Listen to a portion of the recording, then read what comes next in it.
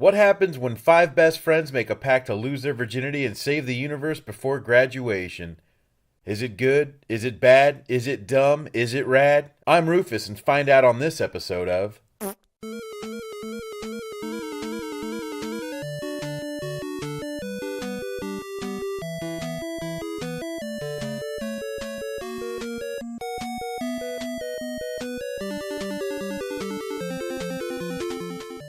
Power Rangers is about a group of 5 teens bestowed with an ancient intergalactic power which gives them superhuman strength. And dinosaur robots for some reason. Power Rangers is directed by Dean Israelite. Stars Dacre Montgomery, Naomi Scott, RJ Seiler, Ludi Lin, Becky G, and features Bryan Cranston, Bill Hader, Elizabeth Banks, and Pam's first husband from The Office. Some sources say Max Landis had written a treatment, which would explain the Chronicle feel, but details are kind of cloudy as he's not directly credited, and yet there's a trail of passive-aggressive tweets.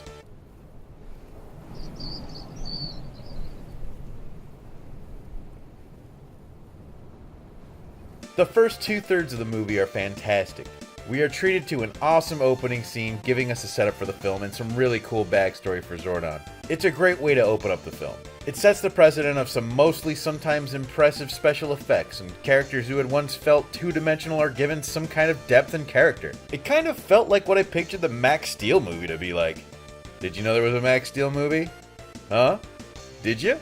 But what's really weird is this movie felt a lot more like Chronicle, but the director and credited writers had nothing to do with that, maybe. But the director did direct Almanac, which felt like Chronicle. The 5 main characters are interesting and have a lot of character. I'm surprised to see something labeled Power Rangers and I actually care for the characters and are drawn to them. From Billy's nervous tics to Zach's wild eccentric attitude. These 5 were really fun to watch. They all experienced their own trials to overcome and realize they're not so different after all. They even somehow managed to make Alpha 5 not annoying, which in itself is a massive feat.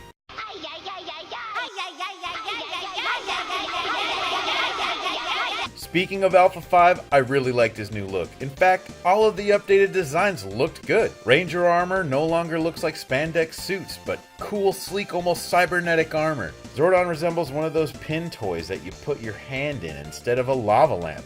And Rita Repulsa was surprisingly repulsive.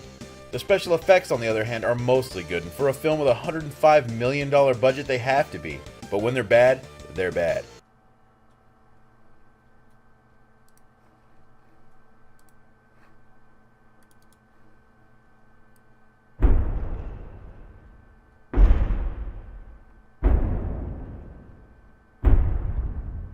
Rita Repulsa was a really pleasant surprise.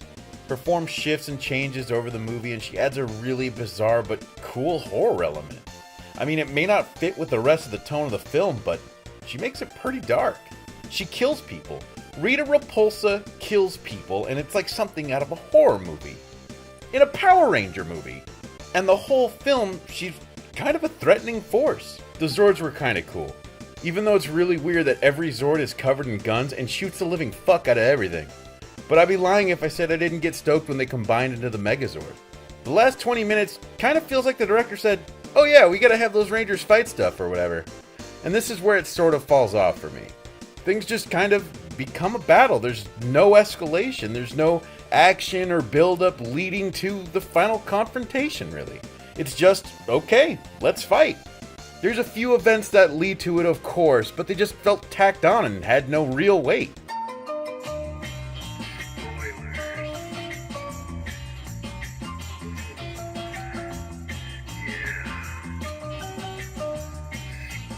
Why did Billy drown?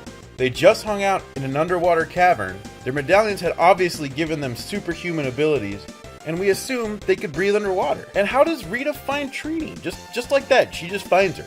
Doesn't kill her. Why didn't she find the other Rangers this way? In fact, why didn't she just fuck up everybody while they were in bed? She fucking ate people. She ate people, but she can't seem to kill these Rangers? Also, no Vulcan skull. What the fuck? This movie is fairly high dumb, but it's a kid's show. Terms like Zeo Crystal sound ridiculous, but nothing is ridiculous when you do it with a straight face, and this movie is all straight face. Why is Goldar made of gold? Is it gold really malleable? Shouldn't it have melted under its own heat? And there's a bunch of awkward product placement. There's very few products I'm okay with being placed in a film. And one of the coolest scenes The Megazord finally combining is obscured by a firestorm. You can't tell what the hell is happening. The whole time I'm watching this movie, I kept asking myself if I would recommend this to someone with no knowledge of the Power Rangers. And I don't really have an answer. A lot of what I loved was the new twist on the nostalgia-inducing characters.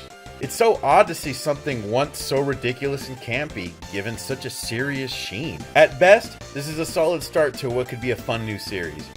At worst, it's the best of a mind-numbingly average series.